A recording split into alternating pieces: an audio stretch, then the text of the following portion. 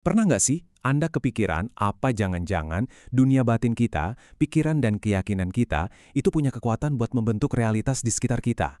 Nah, hari ini kita bakal ngebahas sebuah gagasan yang, wah, revolusioner banget. Apa yang kita yakini di dalam hati, itulah yang bakal jadi kenyataan yang kita lihat. Ini kuncinya loh, kalau kita paham ini, semuanya bisa berubah. Inti dari bahasan kita hari ini tuh sebenarnya dalam banget, tapi sekaligus simpel. Kalimat meyakini yang tak terlihat akan melihat yang diyakini, itu artinya keyakinan kita yang kuat itulah yang jadi cetak biru atau blueprint buat realitas kita. Intinya gini, kita harus melihat visinya di dalam pikiran kita dulu, sebelum kita bisa benar-benar menyaksikannya terwujud di dunia luar. Jadi, pertanyaannya, gimana caranya keyakinan yang nggak kelihatan ini bisa benar-benar membentuk dunia nyata kita? Biar paham, yuk kita bedah dulu mekanismenya di dalam pikiran kita. Ya, semacam sistem operasinya gitu deh. Coba bayangin deh otak kita itu kayak hardware komputer yang canggih, masih kosong pas baru keluar dari pabrik. Nah, sejak kita lahir, lingkungan kita, keluarga, budaya, semua pengalaman kita itu mulai menginstal software-nya. Dan software ini apa? Ya, keyakinan-keyakinan kita. Program ini tuh nggak cuma jalan diam-diam di belakang layar loh. Mereka secara aktif nentuin cara kita memproses dunia, dan pada akhirnya, realitas apa yang kita ciptakan buat diri kita sendiri. Tapi, ini lebih dalam lagi. Software di pikiran kita itu nggak pasif, dia aktif memancarkan sinyal. Anggap aja diri Anda ini magnet hidup yang terus-menerus mancarin frekuensi energi berdasarkan program keyakinan Anda. Nah, pertanyaannya, frekuensi apa yang lagi Anda pancarkan sekarang? Proses penciptaan ini tuh begini kerjanya. Pikiran kita itu ibarat percikan listriknya, yang ngirim niat atau tujuan awal. Terus, perasaan kita nambahin kekuatan magnetisnya, yang narik pengalaman yang cocok kembali ke kita.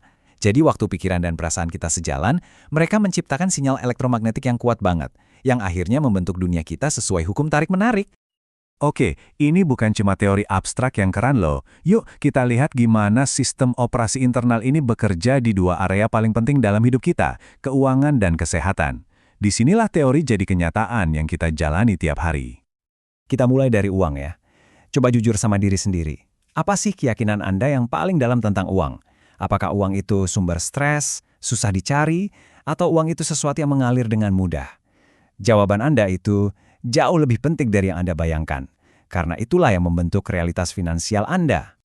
Nah, kelihatan jelas kan di sini, kalau software di pikiran Anda berjalan di program kekurangan, ya itulah realitas yang akan Anda alami. Sebaliknya, keyakinan akan kelimpahan justru akan menarik peluang dan kemakmuran. Pada akhirnya, seringkali isi rekening bank kita itu cuma cerminan dari keyakinan kita yang paling dalam. Sekarang, coba kita pakai prinsip yang sama ke kesehatan kita. Kekuatan pikiran itu nggak berhenti di urusan rekening bank aja, dia punya pengaruh besar ke biologi tubuh kita.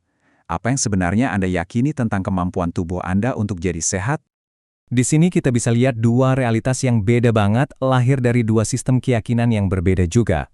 Satu keyakinan mancarin frekuensi kerentanan, seolah-olah ngundang penyakit, satunya lagi mancarin frekuensi vitalitas yang memupuk kesehatan. Sumber bahasan kita menyebut ini penyembuhan diri, artinya kita secara aktif ikut andil dalam kesehatan kita lewat energi yang kita pancarkan.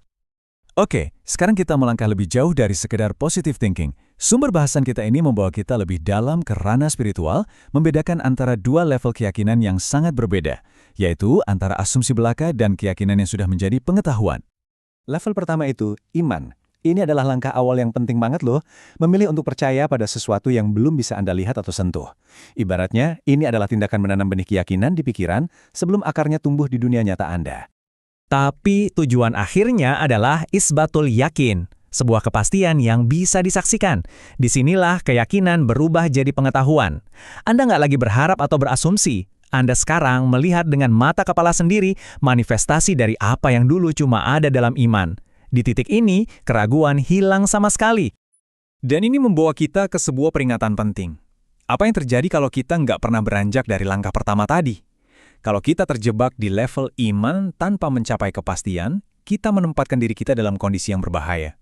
Yaitu cuma menebak-nebak, bukan menciptakan secara sadar. Nah, sumber bahasan kita kali ini menggarisbawahi poin ini dengan kutipan yang kuat banget. Sesungguhnya persangkaan itu tiada berfaedah sedikit pun terhadap kebenaran. Jadi asumsi atau prasangka itu, ya nggak ada kekuatan kreatifnya. Kenapa? Soalnya getarannya itu getaran ragu-ragu. Kalau mau mencipta sesuatu yang nyata, sinyal yang kita kirim harus jelas, harus pasti, penuh keyakinan, bukan sekedar tebakan yang pelin-pelan. Jadi, inilah inti mekanismenya. Hidup itu bukan serangkaian kejadian acak. Hidup itu seperti cermin yang memantulkan kembali kepada kita energi yang persis sama dengan yang kita siarkan lewat keyakinan kita yang paling dalam. Apa yang Anda proyeksikan, itulah yang Anda dapatkan. Sesederhana itu. Jadi sebagai penutup, kami tinggalkan Anda dengan pertanyaan ini. Realitas seperti apa yang tanpa sadar sedang Anda undang ke dalam hidup Anda lewat asumsi-asumsi terdalam Anda? Bahasan kita hari ini menantang kita semua untuk beralih dari sekedar penonton pasif menjadi arsitek sadar atas hidup kita sendiri, dimulai dengan memeriksa kembali cetak biru dari keyakinan inti kita.